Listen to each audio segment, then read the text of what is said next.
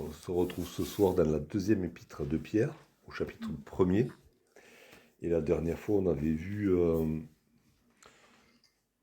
on avait vu 4 versets jusqu'au verset 11, où Pierre rappelait à ses frères et sœurs à qui il écrit, donc nous rappelait à nous, que après avoir été sauvés, en gros, on a le choix entre deux vies.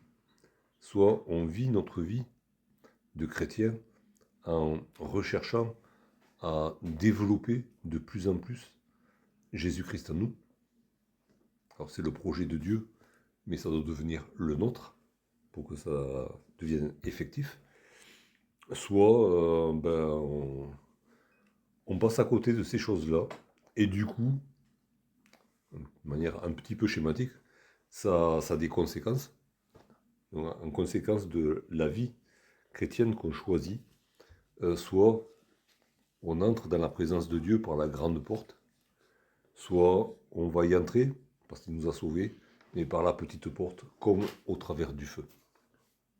Et on va lire ce soir à partir du verset 12 jusqu'au verset 15. Voilà pourquoi je prendrai soin de vous rappeler ces choses, bien que vous les sachiez, et que vous soyez affermis dans la vérité présente. Et je regarde comme un devoir, aussi longtemps que je suis dans cette tente, de vous tenir en éveil par des avertissements. Car je sais que je la quitterai subitement, ainsi que notre Seigneur Jésus-Christ me l'a fait connaître. Mais j'aurai soin qu'après mon départ, vous puissiez toujours vous souvenir de ces choses.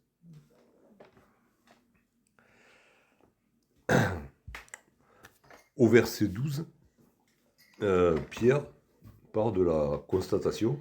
Alors il sait à qui il écrit, nous on suppose, mais on n'a pas de certitude. Puis de toute manière, on n'a pas connu ces frères-là. Mais il part d'un prérequis, c'est que ses frères et sœurs à qui il écrit connaissent les choses qu'ils viennent d'énoncer.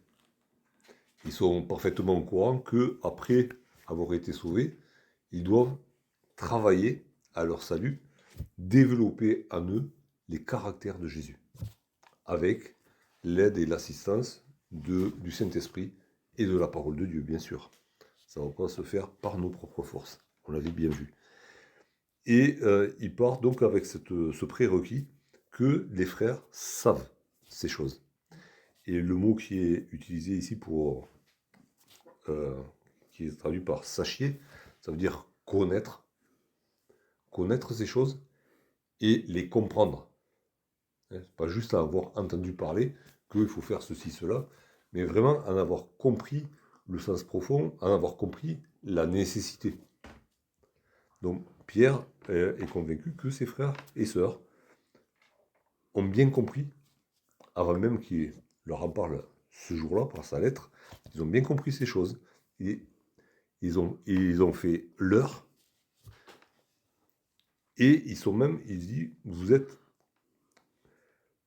bien que vous soyez affermis dans cette vérité.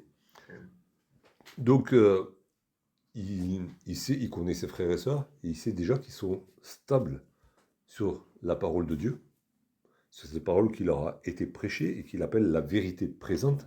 C'est la vérité qui leur a été présentée et en laquelle ils ont cru. Et il est convaincu qu'ils sont bien stables là-dessus, qu'ils sont enracinés dans cette parole. Et pourtant, bien qu'il soit convaincu de ces choses-là, par rapport à ses frères et sœurs, il dit, voilà pourquoi je prendrai soin de vous rappeler ces choses. Alors je sais que vous les connaissez, je sais que c'est le socle de votre foi, mais je vais vous les rappeler quand même, je vais prendre soin de vous les rappeler. Et prendre soin, ici, parce qu'il y aura un autre prendre soin au verset 15, et c'est pas le même mot qui est utilisé en grec. Ici, prendre soin, en fait, ici en français, on a une forme positive le verbe en lui-même, il veut dire ne pas négliger. En sachant que ses frères et sœurs savent ces choses, il aurait pu dire, bon, on va parler d'autre chose. C'est plus la peine de parler de ça. Mais en fait, Pierre sait que ces choses-là, elles sont prioritaires. Si ses frères et sœurs ne travaillent pas à développer Jésus-Christ en eux, ben, ils vont rester des enfants dans la foi. Ils vont rester, ils vont se faire balloter à droite à gauche, à tout vent de doctrine. Et le jour où ils vont comparaître devant le tribunal de Christ, ben, ils vont comparaître dans la honte. Parce qu'ils n'auront pas fait fructifier ce trésor que Dieu leur a donné par Jésus-Christ. Ce trésor qui est Jésus-Christ lui-même, en eux. Et du coup, Pierre, bien que sachant que eux savent, il se sent responsable, et on le verra un peu plus loin, il se sent responsable d'eux, et il veut qu'ils soient encore plus solidement enracinés dans ces choses-là. Il en remet une couche. Il ne se... Il dit pas, j'ai fini mon travail, et puis il va se débrouiller. Il se sent toujours responsable du présent et de l'avenir de ses frères et sœurs. Et donc, il le dit, je ne vais pas négliger de vous le rappeler. Et le verbe qui est traduit par rappeler ici, alors oui, ça veut dire remettre en mémoire, mais des fois ça veut dire aussi réprimander. Donc c'est reprendre. Je vais vous reprendre pour vous remettre, en vous reprenant, je vais vous remettre ces choses en mémoire. C'est rappeler, mais de manière pas violente, mais quand même assez soutenue. Hein, je vais vous le rappeler vertement. Hein, vous allez vous souvenir que je voulais rappeler. Hein, ça va passer. Ça va vous marquer parce que c'est très important. Et c'est le même mot qui est utilisé au verset 13, où il dit qu'il va les tenir en éveil par des avertissements. Un avertissement, c'est ce que c'est au foot, hein, carton jaune. Oui. Ça réveille, quoi. Il y a le règlement, et tu enfreins le règlement, tu prends un avertissement. Et tu sais qu'au deuxième avertissement, c'est autre chose. Alors, il n'y a pas d'exclusion dans la course du chrétien. Okay, le Seigneur ne nous met pas sur le banc de touche. Mais il nous avertit. Il nous corrige. Et ce rôle-là, Pierre l'a à cœur. Et c'est pour ça que même sachant que ses frères et sœurs ont bien compris, ont fait leur cette conviction qu'il faut travailler à développer Jésus-Christ en nous, ben, comment on dit, il ne se donne pas quitus, comme on dit dans les assemblées générales.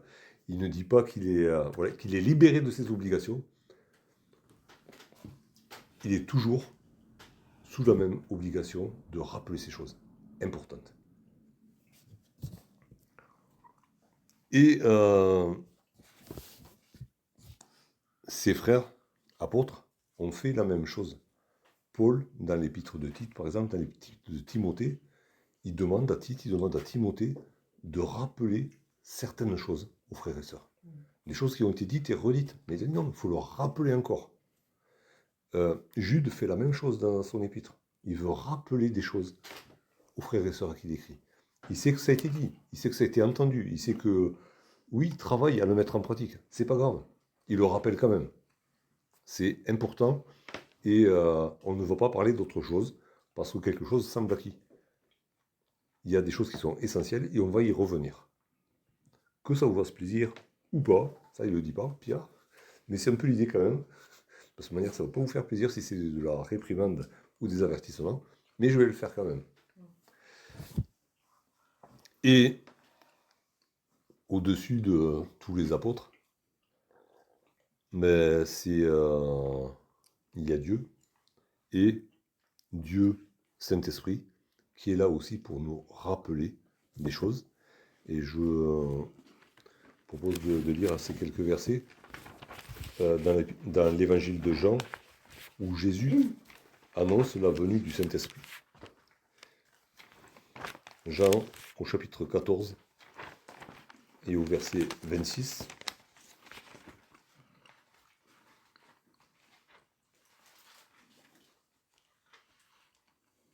Mais le Consolateur, l'Esprit Saint, que le Père enverra en mon nom, vous enseignera toutes choses et vous rappellera tout ce que je vous ai dit. Alors le serviteur de Dieu qui est Pierre, il ne prend pas la place du Saint-Esprit, bien sûr, mais il participe au travail du Saint-Esprit en rappelant les choses essentielles à ses frères et sœurs. Du coup, c'est un exemple pour nous aussi. La parole nous dit qu'on est tous appelés à veiller les uns sur les autres, à nous exhorter les uns les autres.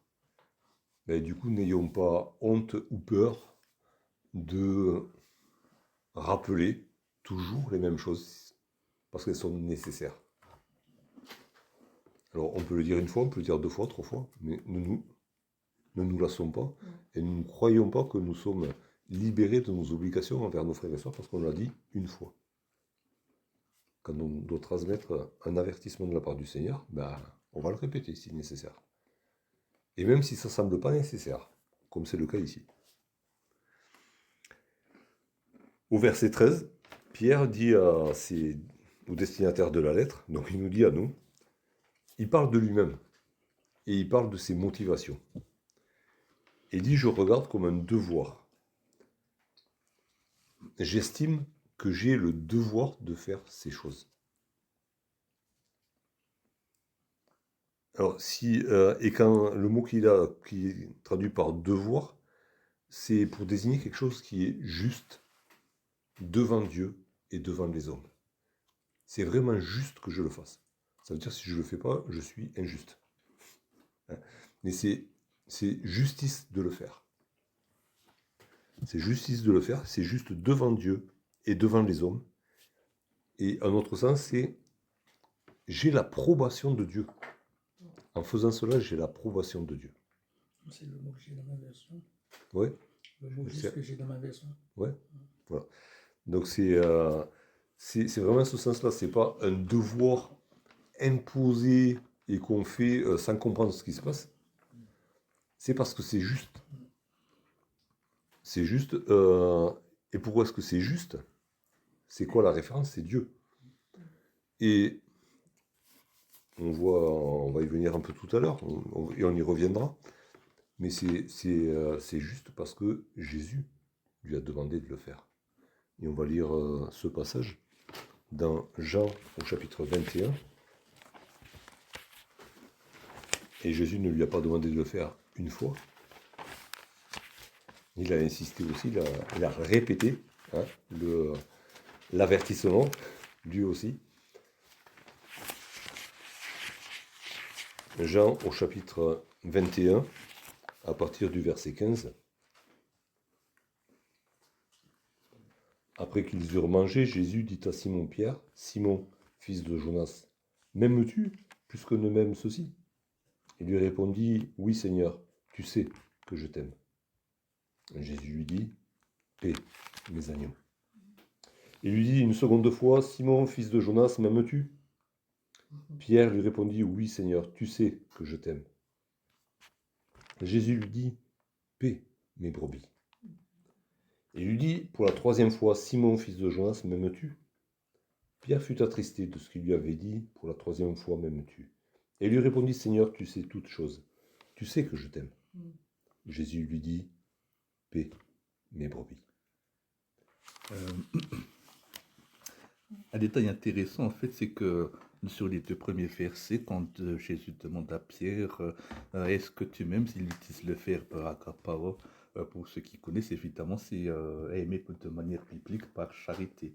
Ce à quoi Pierre lui répond par le verbe philéo, c'est l'amour qu'on éprouve envers un ami.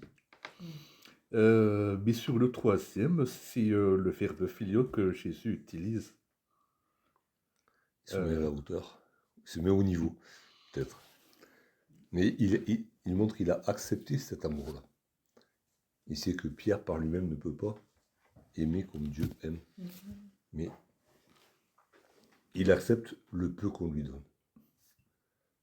Lui nous a aimés parfaitement et il accepte l'imperfection de notre amour pour lui. Mais la réponse, quel que soit notre niveau d'amour pour lui, c'est prends soin de mes agneaux, prends soin de mes brebis, prends soin du troupeau. Et Jésus le lui dit 3 fois. Et du coup, c'est la référence pour Pierre. C'est juste pour lui de rappeler les vérités de la parole à ses frères et sœurs, parce que Jésus le lui a demandé. Et parce que Jésus l'a demandé, c'est juste de le faire, et il a l'approbation de son Seigneur quand il le fait. Même chose pour nous. Aussi. Et donc, il considère comme un devoir, de quoi ? De tenir ses frères et sœurs en éveil. D'éviter qu'ils ne s'endorment sur leur laurier, qu'ils s'endorment sur leurs coutumes, sur leurs traditions, sur leurs bonnes habitudes même. Et il veut les secouer tout le temps. Qu'ils sachent pourquoi ils font les choses et quel est le but de ces choses et surtout quelle est la source de leur vie qui est Jésus-Christ et le pardon qu'ils ont reçu par lui. Donc dans la Bible, il est moult fois question de veiller, d'être éveillé, de garder les yeux ouverts, d'être vigilant, notamment face aux ruses du diable, mais vigilant par rapport à nous-mêmes aussi. Et le verbe qui est là, c'est être éveillé et en même temps être actif.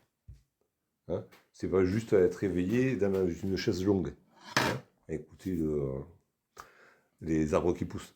C'est être actif aussi, et l'activité, on l'a vu depuis le début de ce chapitre, nous devons être mobilisés à 100% de nos capacités, de toutes nos capacités pour développer Jésus à nous. Et donc être éveillé, c'est se mettre à l'œuvre en même temps. On ne reste pas éveillé et puis sur la chaise longue. Et c'est la même chose qu'on retrouvera au début du chapitre 3 de cette même épître.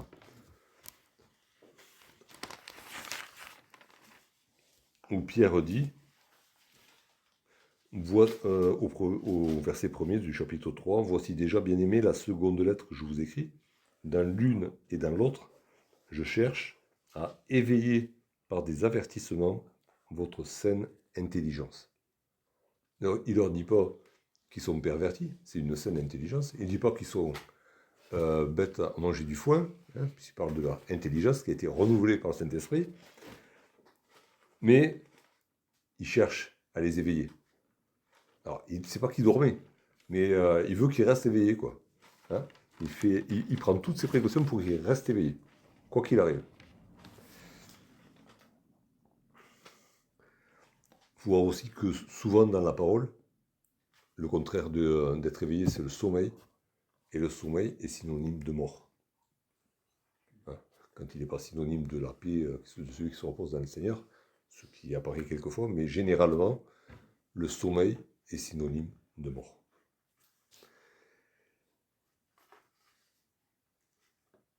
Alors, et là, il définit aussi la durée de son contrat, le contrat que Jésus lui a fait signer ce jour-là au bord de la plage, où il a dit par 3 fois « Prends soin de mes brebis ».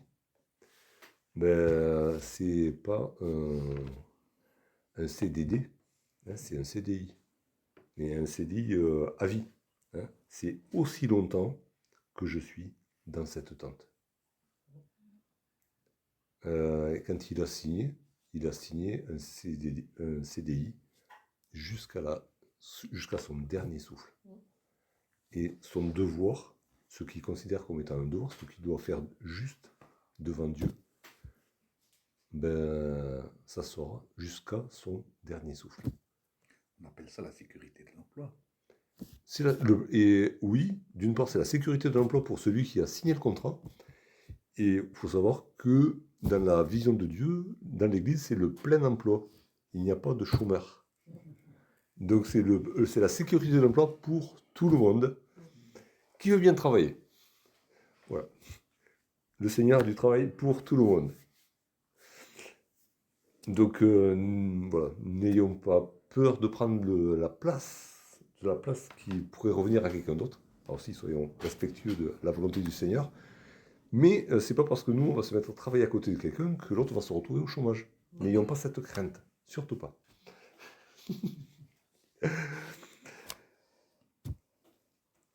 Et il y a ce terme qui est employé aussi longtemps que je suis dans cette tente. Paul utilise aussi, alors non pas, en grec c'est pas le même mot, mais c'est pas grave, c'est la tente le mot tente qui est utilisé là, c'est le mot tente qui est utilisé aussi pour le tabernacle. Peu importe, c'est quelque chose qui est temporaire. L'idée c'est quelque chose de temporaire qui peut être déménagé et qui va se dégrader de toute manière. C'est pas quelque chose qui est bâti en dur. C'est le rappel que nous sommes étrangers et voyageurs sur la terre, que notre corps est voué à la destruction, que cette tente qui habite notre âme sera détruite et que notre âme ira vers le Seigneur. Alors on ne peut pas faire ce parallèle, stricto sensu, on ne peut pas faire ce parallèle quand même, mais nous sommes le temple du Saint-Esprit. Notre corps lui-même qui va être détruit est pour l'instant sur la terre le temple du Saint-Esprit. Et dans cette tente habite le Dieu trois fois saint. Non. Elle va être détruite, la tente. Elle n'est pas, pour l'instant, sanctifiée à 100%, puisqu'elle va être détruite. Elle sera sanctifiée le jour de la résurrection, là oui. Mais, elle sera reconstruite dans la gloire. Mais elle est quand même actuellement le temple du Saint-Esprit, et nous devons garder cette tente propre pour le Saint-Esprit. Mais de toute manière, elle partira. Elle est vouée à la destruction, même si on n'y a plus aussi à en prendre soin. Au sens physique du terme, il n'y a pas dans la parole quelque chose qui nous dit que tout ce qui est matière et entre autres notre corps doit être rejeté au profit des choses spirituelles. Il y a un équilibre à garder, mais sachant que la tente sera détruite à la fin. Voilà. Avant d'être ressuscité un jour dans la gloire. Mais tant qu'il restera un petit bout de tente, Pierre restera au service de son Seigneur et au service de ses frères et sœurs. Il en prend l'engagement ici.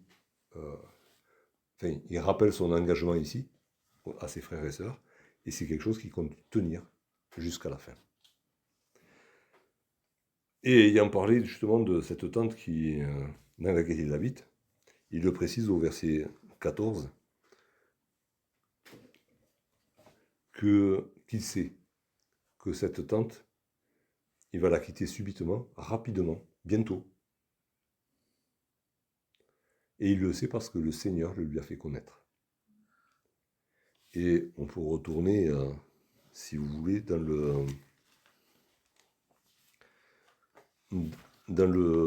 passage où on était tout à l'heure, dans Jean 21. Et c'est là où, peut-être pour la première fois, parce que peut-être après le Seigneur l'a encore confirmé à Pierre, on ne le sait pas. Mais dans Jean 21, Jésus poursuit, après lui avoir dit une troisième fois de prendre soin du troupeau, au verset 18, en vérité, je te le dis, quand tu étais plus jeune, tu te saignais toi-même, et tu allais où tu voulais. Mais quand tu seras vieux, tu étendras tes mains, et un autre te saignera, et te mènera ou tu ne voudras pas. Il dit cela pour indiquer par quelle mort Pierre glorifierait Dieu. Et ayant ainsi parlé, il lui dit, suis-moi. Ok. Pierre a été invité par Jésus à le suivre sur le chemin de la croix, à prendre sa croix et à le suivre, en lui disant, tu vas devenir vieux, mais tu ne mourras pas de vieillesse.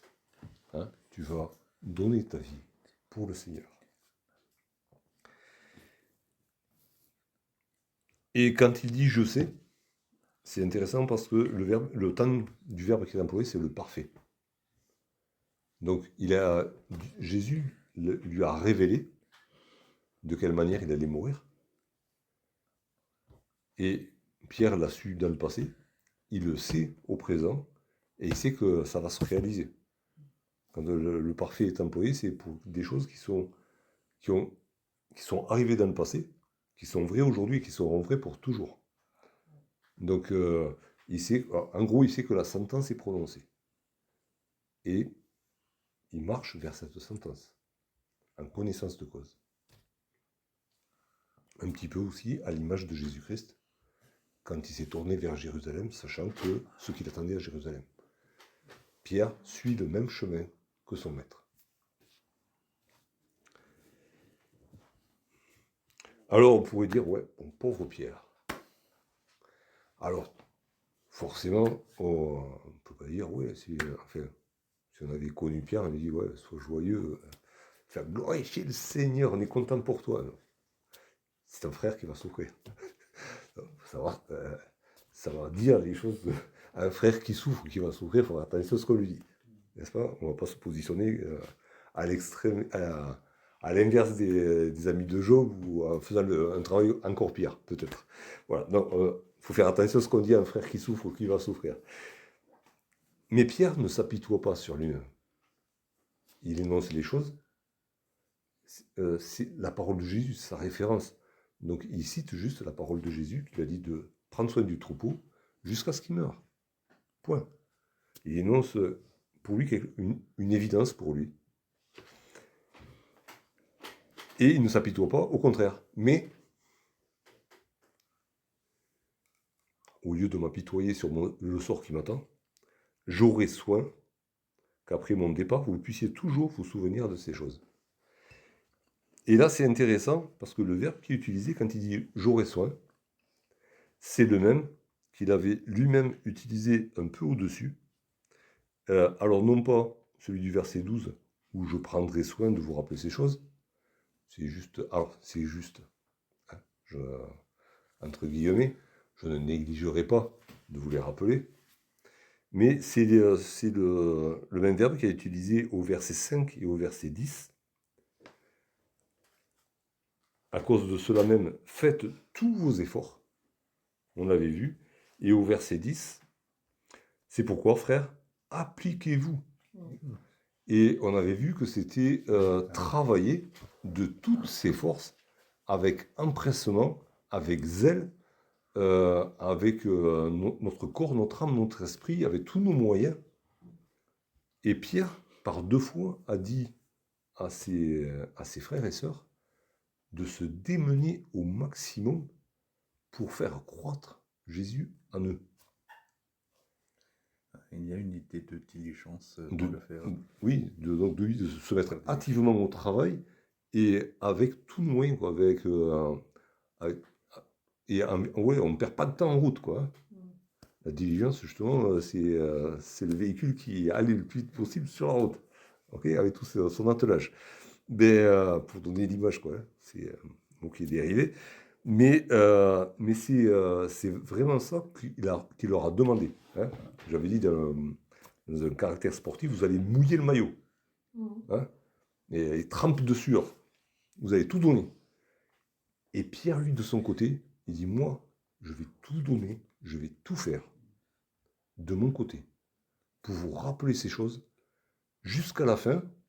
Et même quand je ne serai plus là, je vais faire en sorte que vous en souveniez. Alors, pour arriver à avoir une influence sur des gens quand on n'est déjà plus là, et qu'on ne reviendra pas quand on est mort, ah ben, il faut se bouger avant. Pour marquer l'esprit des gens, pour marquer son époque, pour marquer la vie d'une église, il faut vraiment se donner à fond. Sinon, ben, on passe et puis il arrive d'autres derrière et puis voilà. Et Pierre ne demande pas à ce qu'on lui fasse un monument. Hein. Il ne demande pas qu'on construise une basilique en son nom. Que nenni. Mais il écrit cette lettre dans cet esprit-là, en étant confiant dans la puissance de Dieu, qui n'envoie pas sa parole sans qu'elle ne porte pas de fruit. La parole que Dieu envoie portera toujours du fruit. Et c'est dans ce sens-là que Pierre fait tout ce qu'il peut, se confiant dans la puissance de Dieu, qui va faire germer cette parole dans le cœur de ses frères et sœurs, et qui va être transmise de génération en génération, jusqu'à nous aujourd'hui, et jusqu'à ce que Jésus revienne. Pierre a une entière confiance dans la puissance de son Seigneur, qui va se servir de ses mots, qui va se servir de sa vie, pour marquer ses frères et sœurs, pour les encourager à développer Jésus-Christ en eux, dans leur vie. Et pour ça, ben, il va tout donner. Et il leur dit, il va y mettre toute la réserve. Il ne va rien garder pour lui. Et donc, il y a un mot qui est aussi intéressant. J'aurai soin qu'après mon départ, et le mot qui est utilisé en grec, c'est exodos. Alors, oui, ça veut dire départ, hein. Sortir de, et en même temps, ça rappelle la sortie d'Égypte. Et Pierre ne nous dit pas jusqu'à ma mort, jusqu'à mon exécution, mais mon départ vers le Seigneur. Je vais quitter cette terre, je vais quitter cette tente pour rejoindre le Seigneur. Et c'est ce qui soutient son travail aussi. C'est cette espérance de retrouver le Seigneur Jésus. Alors non plus le Seigneur Jésus qu'il a côtoyé en Galilée, mais le Seigneur Jésus en roi de gloire. Et il en sera question un petit peu plus tard, dans les versets qui suivent, qu'on verra une prochaine fois.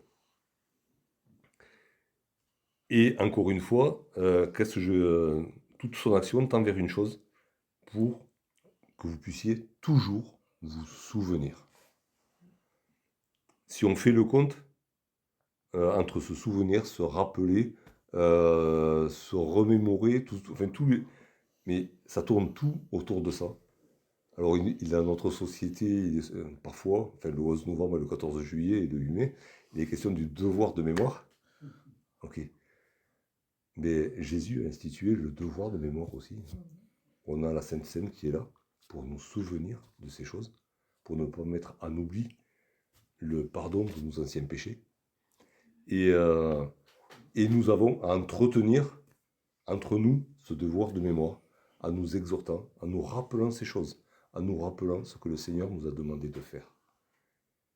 Et non pas un jour, non pas 2 jours, mais tout le temps que nous serons dans cette tente.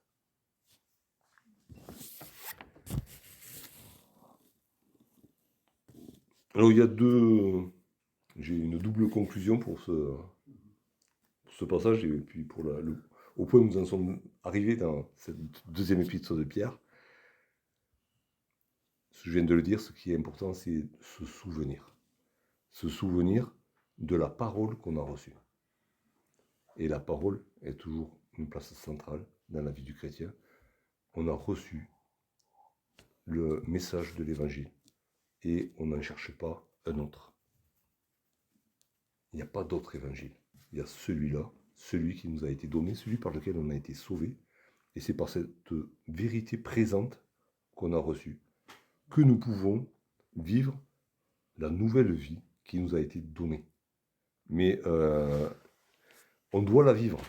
Hein. On ne doit pas dire je l'ai reçu et puis la laisser de côté. Je dois me souvenir de qui je l'ai reçu, à quel prix, je l'ai reçue pour la développer de plus en plus à moi.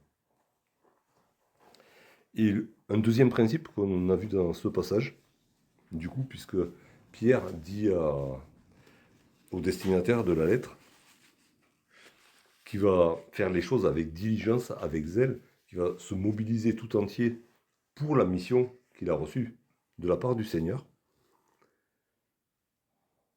et qu'il emploie du coup le même verbe qu'il avait employé pour leur dire de faire tous leurs efforts aussi. C'est un principe qui est récurrent, enfin qui est dans la parole, c'est que on ne peut pas demander aux autres ce qu'on ne fait pas soi-même. Alors, par exemple, faites aux autres le bien qu'il faudrait qu'ils vous fassent. Voilà. Jésus qui, parlant au peuple, leur parlant des pharisiens, leur dit « Faites ce qu'ils vous disent, mais ne faites pas ce qu'ils font. » Voilà. Et au-dessus de tout, Jésus qui nous a demandé de vivre en nous donnant des directives pour notre vie, d'aimer nos ennemis, de nous aimer les uns les autres, d'être généreux comme notre Père est généreux, de donner notre vie pour ceux qu'on aime. Et Jésus a accompli tous les commandements qu'il a donnés à ses disciples, qu'il nous a donnés. Jésus n'a pas dit faites ceci, et puis il a fait autre chose. Tout ce qu'il a, et il a dit lui-même, je ne sais pas le mot exact, mais il a dit ce que je dis, je le fais. Voilà. Et personne n'a pu mettre en défaut cette vérité-là. Jésus a toujours fait ce qu'il a dit. Et nous sommes appelés de la même manière, et Pierre l'avait bien compris, en tant qu'homme avec ses manquements, certainement. Mais ce qu'il a demandé, ce qu'il savait être juste pour ses frères, ben, il l'a fait lui-même. Alors gardons du coup en souvenir l'exemple de Jésus, hein, qui nous a indiqué comment vivre cette vie nouvelle qu'il nous a donnée et qu'il a vécu lui-même pour nous servir d'exemple. Alors oui, Pierre peut nous servir d'exemple dans la mesure où il a marché sur les traces de Jésus, et ne nous privons pas de nous souvenir de ceux qui nous ont conduits à la foi. Mais au-delà de tous ces serviteurs de Dieu, considérons, contemplons Jésus-Christ, qui a vécu tout ce qu'il nous demande de vivre. Et il l'a vécu parfaitement dans l'obéissance à Dieu.